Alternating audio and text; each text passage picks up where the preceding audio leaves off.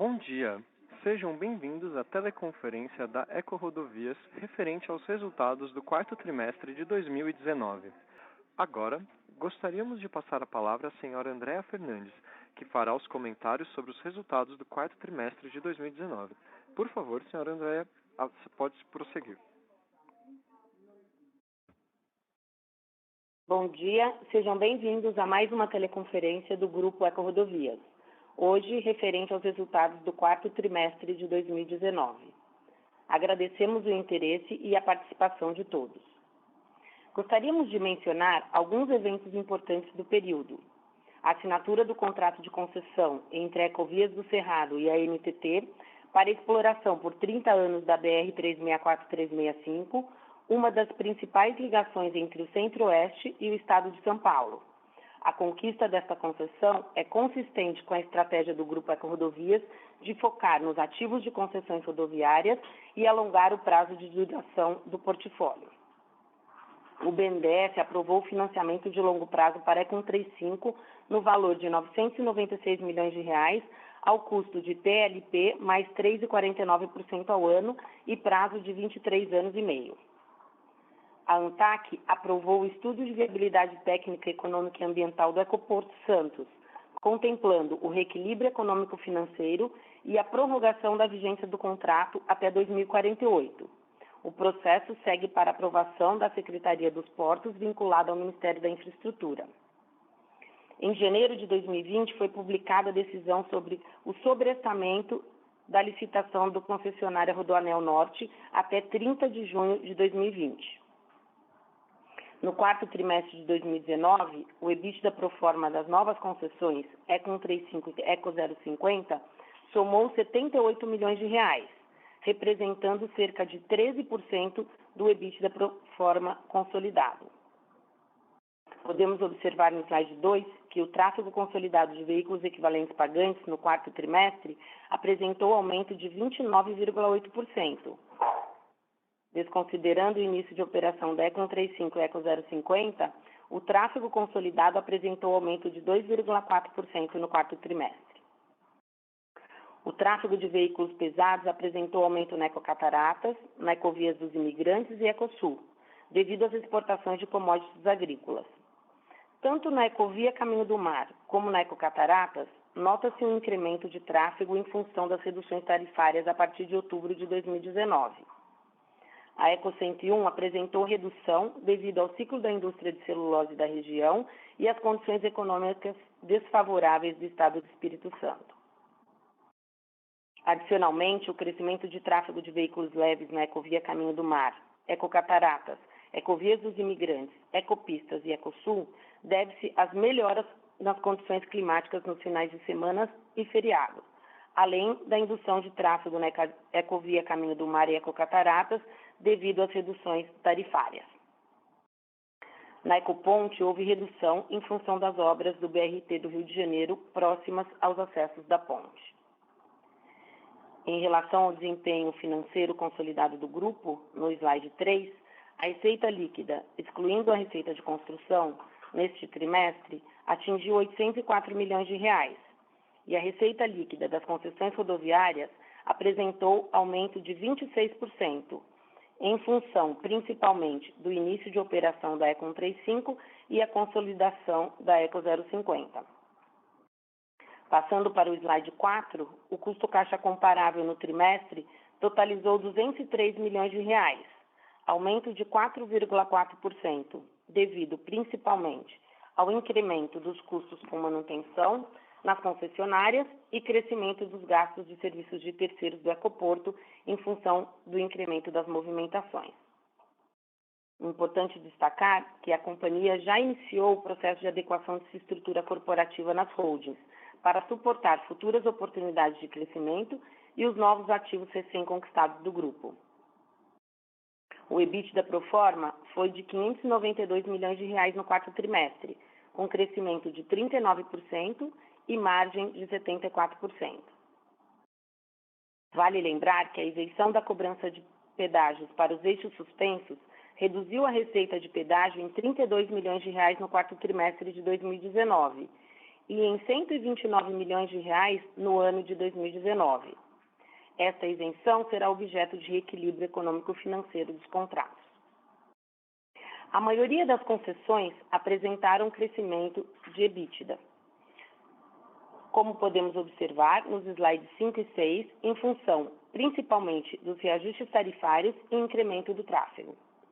Destaque para as novas concessões Econ 35 e Eco 050, cujo EBITDA pro forma totalizou R$ 78 milhões. No slide 7, apresentamos a evolução do lucro líquido recorrente no quarto trimestre de 2019.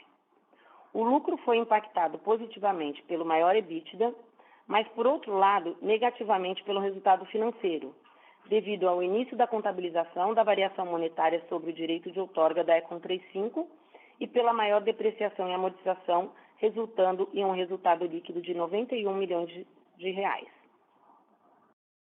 Em relação aos investimentos no slide 8, o CAPEX em 2019 foi de R$ 1,3 bilhão e o CAPEX estimado para 2020 é de aproximadamente R$ 2,1 bilhões, podendo-se destacar as duplicações na Eco 101, as obras de ampliação na Eco 050, as obras de ligação da Ponte Rio-Niterói à linha vermelha e à Avenida Portuária na Eco Ponte, as obras da Econ 35, que já contam com financiamento do BNDES, obras relativas aos trabalhos iniciais de construção das praças de pedágio da Ecovias do Cerrado e obras do aditivo contratual na Ecovias dos Imigrantes.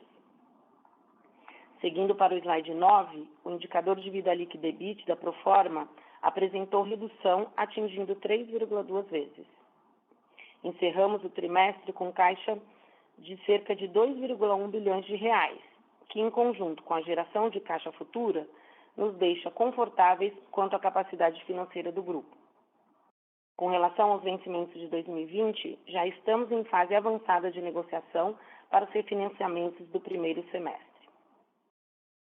A companhia continua atenta às oportunidades de crescimento e apresentou proposta para o leilão da BR-101 em Santa Catarina, que será realizado nesta sexta-feira. Atualmente, está estudando as concessões federais BR-153, Tocantins, Goiás, e a BR-116-101 Dutra, e concessão Litoral Paulista do Governo de São Paulo. Estamos otimistas com a agenda do Governo do Estado de São Paulo, que, além das novas privatizações, está avançando na discussão de novos aditivos contratuais na Ecovias dos Imigrantes e também na solução para os desequilíbrios em aberto. Com isso, concluímos a nossa apresentação. Gostaríamos de passar para a sessão de perguntas e respostas. Operadoras, estamos prontos para os questionamentos dos analistas e investidores. Obrigado. Iniciaremos agora a sessão de perguntas e respostas para investidores e analistas. Caso haja alguma pergunta, por favor, digitem *1 em seu telefone. Se a sua pergunta for respondida, você pode sair da fila digitando *2. As perguntas serão atendidas na ordem em que são recebidas. Solicitamos a gentileza de tirarem o fone do gancho ao efetuarem a pergunta. Dessa forma, uma qualidade de som ótima será oferecida. Por favor, aguardem enquanto coletamos as perguntas.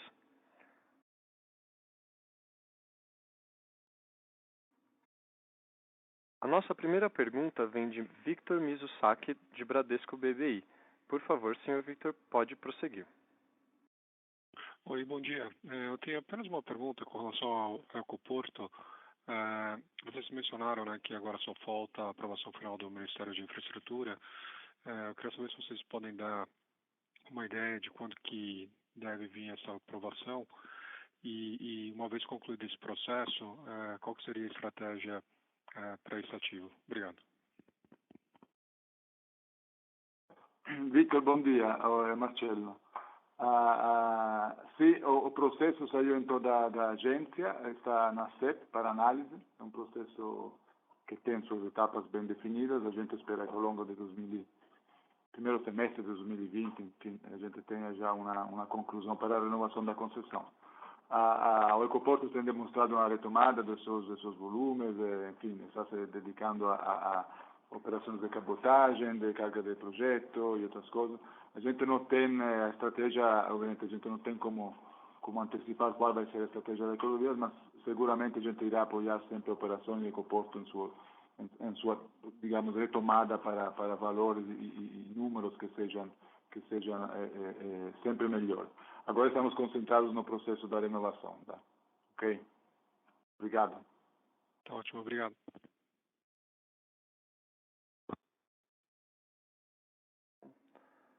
Nossa próxima pergunta vem de Alberto Valeiro, da UBS. Por favor, Alberto, pode prosseguir. Bom dia, André. Bom dia, Guidotti. Algumas perguntas aqui do meu lado.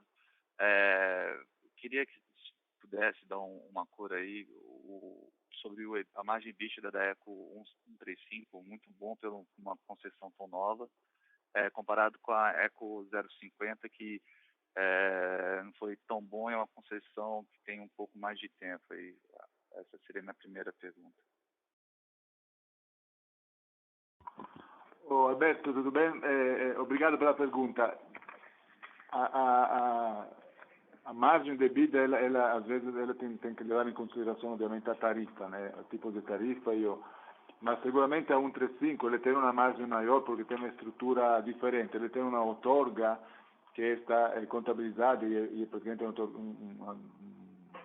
uma dívida que a gente tem financeira ao longo de toda a concessão. Então, o EBITDA ele tem que servir para pagar essa outorga. Então, ele tem uma margem de EBITDA superior, mas, por outro lado, tem essa obrigação ao longo de toda a concessão para pagar a outorga. Isso explica um pouquinho a diferença das duas margens. Na 0,50, não, chegou a EBITDA e aí não tem mais, não tem outorga. Então, é um pouco diferente a estrutura de contrato. Mas também cabe destacar que a 135 tem ido muito bem em termos de tráfego. Tá? Então, o tráfego está crescendo muito bem. Diga-se de passagem, também na 0,50 ele está crescendo. Acho que a diferença principal é a estrutura do contrato, o tipo de contrato. Perfeito, Guidotti. E só me lembra, a 135 não tem que duplicar ela toda, né? São terceira pistas nas subidas, né? Ela não é uma rodovia que tem que ser toda duplicada, né? Não, a 135 ele tem duplicação, mas tem terceiras faixas e acostamentos corretos. 0,50 não, foi praticamente até este ano vai estar inteiramente duplicada e realmente as duplicações estão dando bom resultado e estão puxando bastante tráfego. Perfeito. Um segundo ponto aqui do nosso lado, eu lembro que no quarto tri do ano passado houve também um restate do CAPEX que teria que ser feito nas concessões e eu acho que o principal impacto aí foi 76% no preço do asfalto. Esse ano também teve um reajuste. Eu queria saber se também foi pelo asfalto e quanto foi o aumento do asfalto. Não foi o aumento dos preços dos asfaltos, do CAP já foi refletido. Realmente são algumas análises, alguns aumentos nos gastos de pavimentação das concessionárias. Foi alguns ajustes, principalmente na ecopista, que é mais longa, que tem bastante pavimento, e nas outras também. Esse aumento aí não é devido ao aumento em si do preço do asfalto. É uma revisão do CAPEX que a gente fez e evidenciou. Perfeito. E a última pergunta aqui do nosso lado sobre o leilão de sexta, se vocês poderiam dar uma cor aí da expectativa de vocês, se vocês acham que vai ser tão disputado quanto os últimos leilões, que a gente está vendo aí uma TI entre 6% e 7% real. Para sexta-feira, vocês entregaram o bid ontem. Obrigado. Não, o bid é competitivo, já foi público, são três players, somos nós, a CCR e o fundo GLP. Acho que o ativo é, obviamente, um ativo diferente do que era a Pipa, é um ativo menor, com já um tráfego bastante robusto, os investimentos principais praticamente é um trecho todo duplicado, então realmente é um ativo mais leve nesse sentido. Mas vamos ver, vamos aguardar sexta-feira, depois a gente, dependendo do resultado, volta a falar. Né? Muito obrigado. Sim. Mais uma vez, Para efetuarem uma pergunta, por favor, digitar *1. Favor aguardar enquanto recolhemos as perguntas. A sessão de perguntas e respostas está encerrada. Gostaria de passar a palavra à senhora Andréa Fernandes para as considerações finais. Senhora Andréa, pode continuar. Eu gostaria de agradecer a atenção de todos no call e meu time e eu estamos à disposição para futuras perguntas. Obrigada, um bom dia.